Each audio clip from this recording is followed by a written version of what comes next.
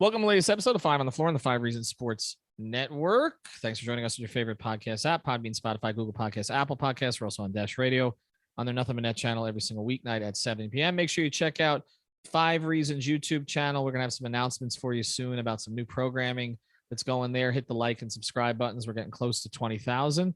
I don't know. Maybe the 20,000 subscriber will get something special from us. Also, 5reasonsports.com. Spell that one out for the latest takeaways from Brady Hawk, Hussam Patel, and others on the teams in town. And check out the great sponsors of the 5 Reasons Sports Network. I mention this one all the time. This is our fantasy partner. It's prizepicks.com. You can get it at the Google Play Store. You can get it at the App Store. But you got to use the code 5, F-I-V-E. You got your initial deposit match up to $100. Make sure you're checking out the NFL props on there. You may see something you like that you won't see in about a month. So get locked in right now. Go to Prize Picks. Use the code 5, F-I-V-E. And for betting, go to Better Edge, B-E-T-T-O-R Edge, EDGE.com/5 reasons. That's betteredge.com/5 reasons. You don't need a code for that one. Just go use that link and they'll get $20 to play. This is peer-to-peer gambling. So it's very different from Prize Picks, which is our fantasy partner. But the thing is, like Prize Picks, it is legal. And you don't have to go offshore or anything like that. And that's why we promote them. So go to betteredge.com/5 reasons. Get the line you want. Do it legally and get $20 to play using that link. And now, tonight's episode. Down the Biscayne. Yeah. 5 on the floor, ride for my dogs. Where here's the thing, you can check the score. Hustle hard, couple scars, wearing bubble frogs. Just like Butler said, you in trouble, y'all. Kept the floor playing, got it all band. Y'all seen the block, stop with one hand. And Pat, we trust, it's power, have the guts. We're here to bring the heat, y'all can hang it up. Welcome to 5 on the Floor, a daily insider show on the Miami Heat and the NBA, featuring Ethan Skolnick, Greg Sylvander, and Alex Toledo, plus others from the 5 Reasons Sports Network. All right, Ethan Skolnick back on 5 on the Floor. Here's today's floor plan. We gave Greg a night off tonight. We got Alex Toledo. You can follow him at Tropical Blanket. Greg's getting a haircut, so I don't know what that's going to look like. He doesn't have that much to begin with. Brady Hawk. You can follow him at Brady Hawk 305, and this is kind of a moving the chains episode. You know, we're going to probably do a few of these because there's like 1 or 2 bits of news that occurred during the day that like gives you a little sense of where things are going, but you still don't have a complete sense of where it's going to end up, right? So I just want to, before we get to the news of the day, I just want to update you on a couple of things that I've heard, just sort of poking around on my vacation, which is the Heat seem sort of oddly confident right now, or at least the people I'm speaking to. And I'm not saying it's high-level people. There's a couple of high-level people who are just telling me what they're eating for breakfast. They're not really giving me anything right now. The Heat are being a little silent about that stuff, but I can tell you others in the organization feel like something good's going to happen. And I wish I could tell you what, but I don't even know that they know. I just think that there's a sense that they're going to come out of this with someone. So we'll see. Of course, the 2 players that everybody's talking about the most are Kevin Durant and Donovan Mitchell. Kyrie Irving is kind of in their third. And I just wanted to make one other point before we go forward, because we did an episode yesterday, essentially talking about teams in the East. Alex identified the Sixers as a team that had passed the Heat. And so he's not paying attention. I just wanted to slip that in. So that people saw that as kind of a morbid episode. Like I got a lot of commentary about that. Like we're talking about how the Heat are we're not talking about the Heat are doing the wrong thing. We're just saying that we're just holding up a mirror back to Heat Twitter. That basically, well, what we're saying is if they don't get one of these guys, then yes, there are problems against some of the teams in the East, particularly Boston, Milwaukee, that have gotten better. And so we're just trying to be realistic about that, but it doesn't mean the Heat don't have a plan. And the other point that I wanted to make here is I went through the free agent list, the guys who've signed so far. Okay. 22 of the top 25 free agents in terms of salary have re-signed with their own teams. Almost nobody has changed teams right now, okay? And the number 1 free agent in terms of total salary that changed teams was Jalen Brunson, who most NBA fans a year ago couldn't tell you who he was, okay? The number 2 in terms of total money changing teams was the Heat's PJ Tucker, who went to Philadelphia. And I'm saying that to emphasize the Heat really haven't missed on anything. Like, nothing's happened in free agency. Like Levine, Beal, Harden, they went back to their own teams. And most of the other guys, and we're talking about Marvin Bagley, who's basically been a bust, got the 8th biggest contract so far in free agency. It's a very weak free agent class. This was always going to be about the trade market. And a lot of those guys on the trade market, beyond sort of these top 3 we talk about, Durant, Mitchell, and Kyrie, they're still potentially available. And there are other players who could be available after some of these trades are made, and players are shipped to teams that they really weren't anticipating they would go to, and maybe frees up somebody else. And so I just want to be clear on that. This is not to say that this is going to work out for the Heat. We don't know that yet. But I'm just saying, it's not like they've missed the train completely and everybody's signed somewhere else. Everybody's just re-signed with their own teams. The one guy who didn't was PJ. And here's the thing. If they had paid PJ what he wanted, they would have hard capped, and they would not be in a position right now to go after Durant or these other guys. So as much as I think we all wanted PJ to stay, not really much was lost, and there really wasn't much you could do if you wanted to go for the Whales. So I'm saying all that to get to the news of the day, and I'll pivot to Alex on this. And the big news was that Deandre Ayton signed to an offer sheet with the Indiana Pacers, which we were waiting for because it takes him out of play as a trade candidate to Brooklyn for Durant, because Phoenix, obviously one of the 2 teams that Durant had wanted to go to, or the report said he wanted to go to. Ayton signed there and then ended up getting matched by Phoenix within like 5 minutes. They had 48 hours. The Suns essentially, they paid him less than they would have if they had signed him to the extension he wanted before. But by doing it this way, our old friend James Jones, to essentially save Robert Sarver money, they've taken themselves out of the Kevin Durant sweepstakes. Is that not your perception of it, Alex? Pretty much. I mean, I'm not 100% sure that they're all the way out of the Suns thing. Like, I'm just not sure that a package without Ayton, even if you're throwing in as many picks as possible, is enough. It could be, though, because you know that, I mean, it's been said that he was pushing his way towards Phoenix, at least towards the beginning of when this all happened. So maybe that type of package, if you throw in the right amount of draft capital, I'm not sure how many they can offer specifically, then it might be enough. But I do think it takes them out considerably when you're comparing where they were before, right? Like, at least before, like Ayton, you know, he's a former #1 pick who really was already a very productive playoff player for them, right? Like, was a very good player throughout their finals run. And I just think like he's really blossomed into a 2-way big, even though he had those concerns early on.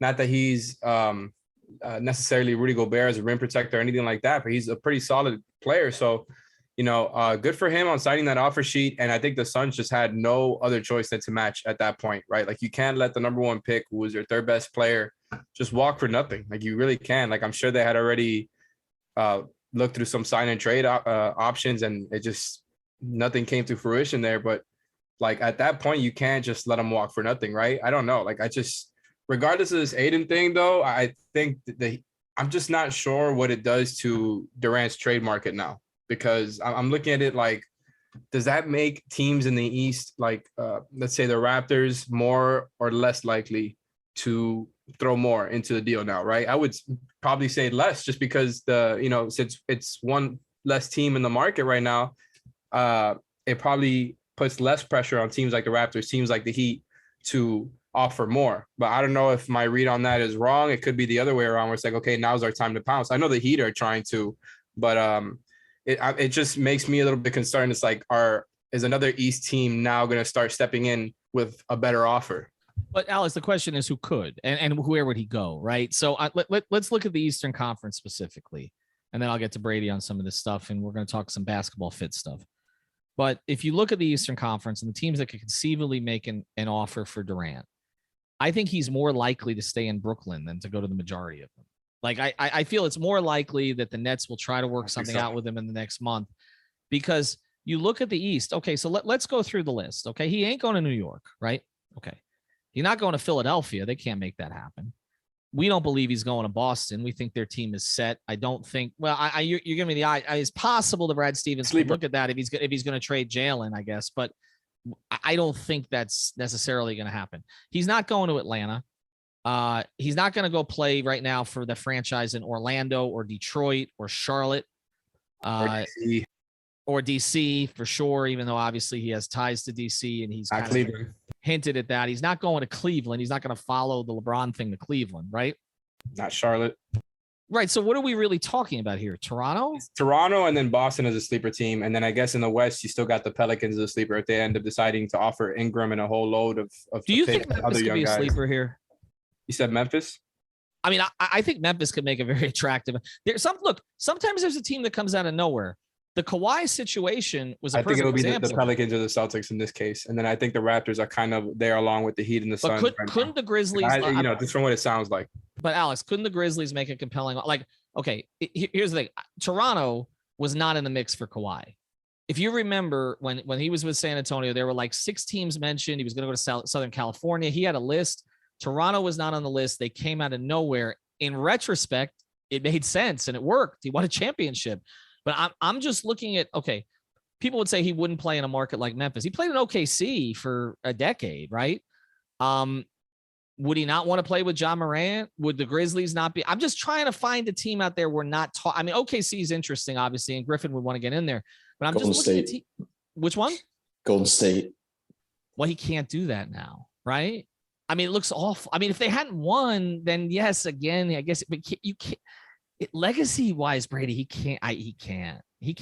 I mean, they could trade the pieces for him, but they have the pieces. And if he's just about winning rings and it's not about the legacy part, then he could do it. But what's the purpose of the rings, Brady, without the legacy at this point for him? Like he did that already.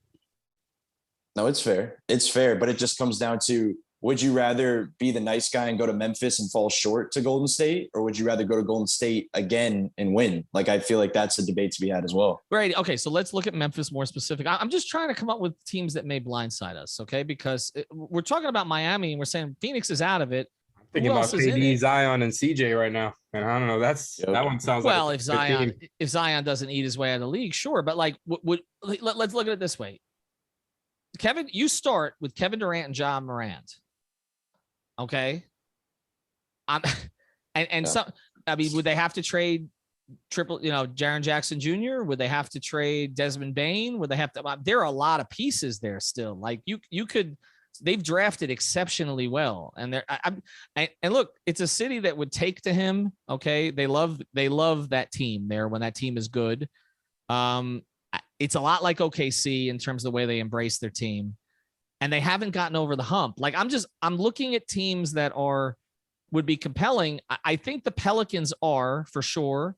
And Griffin will be aggressive for sure. But I'm just trying to find teams that because otherwise it seems to me right now, like the Heat are in a competition with the Nets. Like it's either going to be the Heat or the Nets keep him. That's what it feels like to me. I really don't see it that way. And I don't know if that's just me, you know what I'm saying? Because I think it would be extremely anticlimactic. Like that would just be the worst if KD and Kyrie weren't moved. Like after all of this, right? Especially when we already got that pump fake earlier with the whole Kyrie thing and then he opted in. We all thought that that the saga was over. And I said that it was anticlimactic then. I mean, I can't imagine if that would actually happen, but really, I don't think it is. It doesn't seem like, the sides when it comes to the front office and the star players there have spoken to each other since the team was swept in the first round. That was a long time ago, man. And I know that like stuff like this has been resolved late in the offseason, sometimes early in the season in the past. I just think with the guys that they are specifically, like it seems like their mind is made up. I don't buy that report that came out from the New York Post and not, like taking a shot at them specifically, but the whole thing where like Kyrie would play there regardless. Like I think maybe that would be the case if the Nets had paid up, but they didn't. Like they let him just opt into the 1 year because they didn't want to give him a long-term deal. So I kind of just don't buy the thing that they're going to end up back in Brooklyn. It seems like it's too far gone now. It seems like the sides have broken up. And I just think there's so many teams out there bidding for KD, and it's all about where he wants to go, despite him being, signed for 4 years. But are there? I guess that's my question. Are there that many teams really bidding? Because some of this feels like reporters carrying water. I'm sure teams have bid, but like I said, I just think like that they probably are not going to take offers that they maybe would just to, get Kevin Durant his way. Like I just don't think they're going to send him. But that's a Portland or something, or a bad situation for him. But I get that. But see, that's part of my point. I know they were working with him on it, but I get a sense, and of course he'll end up getting traded tomorrow while I'm on a train. Okay. But I get a sense this is going to drag out. I do, because I just think that it's in the Nets' interest at this point, I think, to just hold on to him. I mean, he's under contract. And let's pivot to Kyrie for a second, a little bit. That's the thing. Cause if like, unless you're just going to say like, oh, we're going to hold on to the KD thing for now, we're going to put pause on it and we're going to sell on Kyrie in the meantime. Like, there's no way I think he would want to play without Kyrie. And then the other thing is like, if you don't sell on Kyrie, then he's on a 1-year deal. Like, he becomes less and less valuable, even though he's an expiring contract. Like, I think teams are going to be less willing to trade for him as time goes on because it's going to be such a short rental. I just think the time is on their side with the KD thing. And the reason I wanted to say was that they're going to be getting majority of picks back. Like, this isn't going to be, as much as they say the Scotty Barnes type player, I just can't see them getting that type of player. Like the Towns, Anthony Edwards package, I know it was thrown out there with all those picks. Like, that's not happening. They're going to get a whole bunch of picks. So they're not in a rush to grab a certain player before the season and integrate them. They're just going to wait time out, get a bunch of picks probably by the end of it, whatever the best offer is. So I just feel like I agree with Ethan there. Like this is probably going to drag out. And I don't know how that plays into Miami's kind of current state where they are. I think it's interesting because it feels like I could see this dragging out through training camp, but it just feels like at that point it gets really uncomfortable because I can't actually see KD or Kyrie playing in a Nets uniform again, even in training camp. I mean, I don't know. They love basketball. I know like they love the game, so maybe they would actually suit up and just go play. I can't see them actually playing during the season or anything like that. It feels like it's just they're too far gone, like I said earlier, and it seems like not only is Sean Marks done with this whole situation, but Josiah is, right? And I'm obviously not exactly tuned into the net situation. I do have one friend who I've been going to over and over who talks to guys over there, and it just seems like you know what I'm saying? Like they're on two completely separate sides at this point, and like neither side has really gone closer to a resolution. And I think it really is in everybody's best interest to get this to a quicker resolution than a longer one, even though what you guys are saying is true, that because they have KD under contract for 4 years, they can be picky with the offers. I just think with media day coming and the New York media over there, like they probably just want to get rid of that whole situation before. I mean, what's the point? What's the point of letting it drag out? Just take the best offer. Well, let's speak to the situation a little bit. And then after the break, we're going to get into everything that's going on with Donovan Mitchell. Because I think that the media plays into everything right now because you've got two teams that are involved, the Knicks and the Nets, in these negotiations. The Knicks, obviously, with Mitchell and obviously the Nets with Durant and Kyrie. That's muddling it a little bit because the media does play into this. For instance, like Frank Isola reporting today that potentially, and obviously he's a New York media guy, but I know he has a relationship with the Nets front office. I know I've known Frank a long time, and basically him saying that Kyrie for Lowry was back on the table. Okay. And I mean, that's something that I think most Heat fans, based on just where they are in their respective careers, would make the trade. The question is whether or not, and obviously Jimmy, very, very close with Kyle. We know that. That's why Kyle's in Miami. But also he has a good relationship with Kyrie. I mean, he always has. And so, you know, you talk about that situation and you're kind of like, okay, from just a talent perspective, where they are in their careers, you take Kyrie. Do you want to deal with the peripherals with Kyrie and everything else? Does this organization want to deal with that? And so I just think that the stuff that's coming out of New York, you always have to be careful with it because everything is kind of embellished and amplified. That's no disrespect to any of them, but there's just so many. It's actually respect. There's so many media voices up there that are trying to get scoops and get attention. All right. After the break, we're going to talk about Donovan Mitchell because this plays into it too, because it does feel like one move may limit the Heat's ability to do something or may help the Heat's ability to do it. So we'll get into that in a second. Before we do, I want to talk about another great sponsor of the 5 Reasons Sports Network. That's our friend Mark Brown, MarcBrownPA.com. I always give you the C there. So make sure you check out that website. He's at 954-566-5678, 954-566-5678. Mark is based in North Lauderdale, just north of Cypress Creek off of Andrews. And here's the thing. He can help you with a couple of different things. First, you need an estate plan. Okay. If you have a family, you especially need an estate plan. Sit down with Mark. He'll go through it with you. It's not expensive. It's not that complicated when he explains it to you. He did it for me. Okay. So go to markbrownpa.com. And the other thing that you can do with Mark there, who, by the way, is a big Miami Heat fan, beyond all that. So while you're filling out what you might find to be boring forms, you can talk a little basketball. He also has a title company right there in house. So if you got any kind of a real estate closing that's coming up, you're on either side of the deal, reach out to Mark. He'll handle that for you. And he's done that for me twice. So I can reference Mark here as completely professional, easy to deal with. It's a great small office. They get back to you.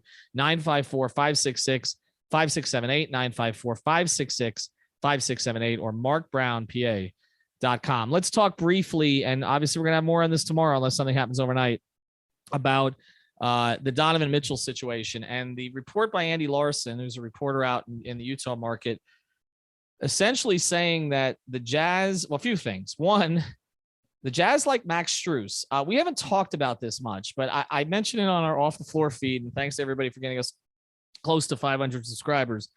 I mentioned that Max Strus and Gabe Vincent can't make deals. In other words, they don't have enough. They're not worth enough in terms of contractually to get the Heat anywhere to get a deal done that way, but they can be sweeteners. And we've discussed that. There may be a team that views them a certain way. And I can tell you, I talked to a former NBA general manager today who's no longer running a team, but he used to. And I asked him, I said, where would other teams value those two guys? And they said they would value, he said he believed they would value them as kind of late first round, early second round picks. These are two undrafted guys. And the reason they wouldn't be valued higher is because both of them are a little older for quote unquote young players, and they may have hit close to their ceiling, and the Heat might have already gotten to them close to their ceilings where it might be hard for another team to get them further. But they have proven themselves as rotation players on a team that went to the Eastern Conference Finals. And so they're not considered to be undrafted type, equivalents anymore. They're more considered to be late first, early seconds.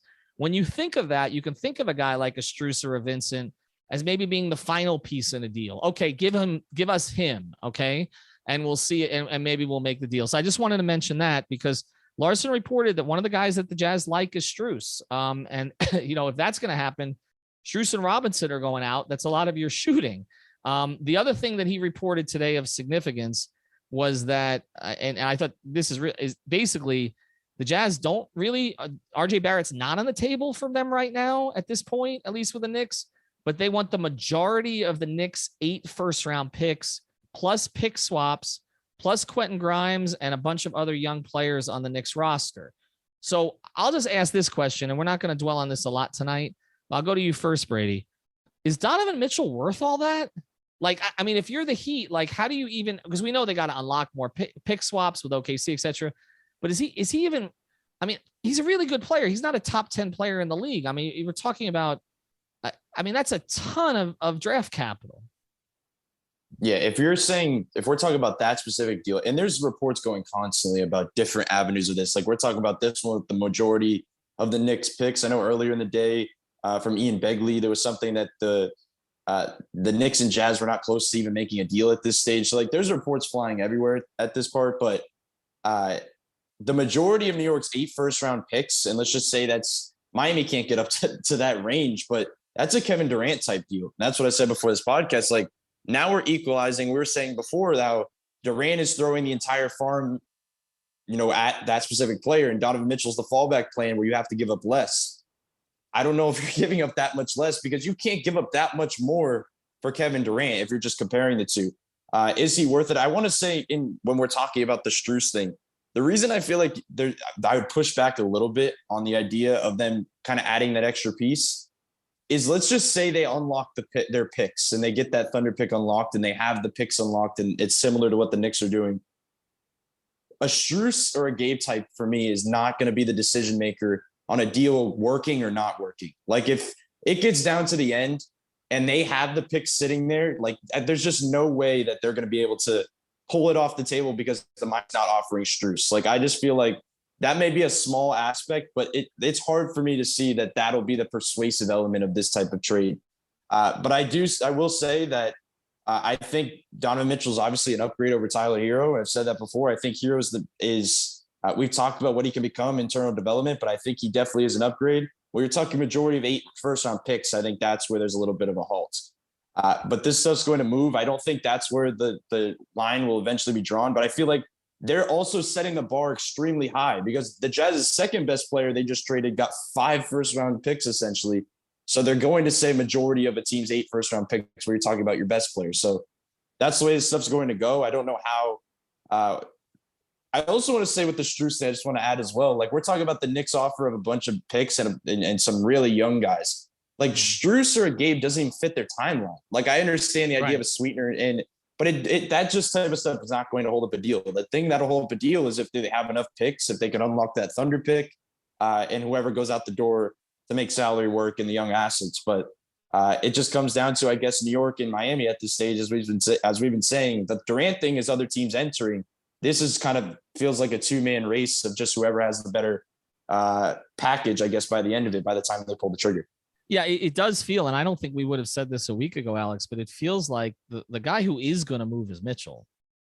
And the guy who may not move is Durant. I know you feel like he is. You're rolling your eyes. I know we're not doing this. I'm not rolling my eyes. I just it's funny you see it like so different because we all like usually agree a lot here. And I just don't see it that way at all. Like I'm expecting KD and Kyrie to get moved. And Mitchell just it feels like it keeps heading towards that direction. I mean, it does feel like they're all going to get moved at this point, to be honest. So that's a good thing, right? But that's where we're setting up, and we'll do more on this tomorrow if there's more news. Is that this is setting up like a game of musical chairs, and I think what Heat fans are paralyzed with fear about is that they're going to be the ones stuck without a chair. Like that's the sense I get, but I can tell you, and I don't know if this makes you feel any better. Okay. This is not a report. Okay. Or anything like that. This doesn't need to be aggregated, but I'm just telling you that the Heat people I talk to, and these are not inner circle people. Okay. When I have inner circle stuff, I go strong with it. These are not inner circle people. Okay. But the people who talk to the inner circle people who I communicate with and have known for 2.5 decades, they seem kind of confident right now. And like more so than the Heat fans on Twitter do. And so that gives me a little bit of confidence that, you know, I've used these 2 words before and I was a few months early. Something's coming. Have a good night, everybody. Check out our sponsors, betteredge.com/5 reasons. Get your $20 prize picks. Use that code 5FIVE. Reach out to markbrownpa.com. We always mention therapist preferred for your premium CBD, 5RSN for your 25% off. Have a good night, everybody. Thank you for listening to the 5 on the Floor on the 5 Reasons Sports Network.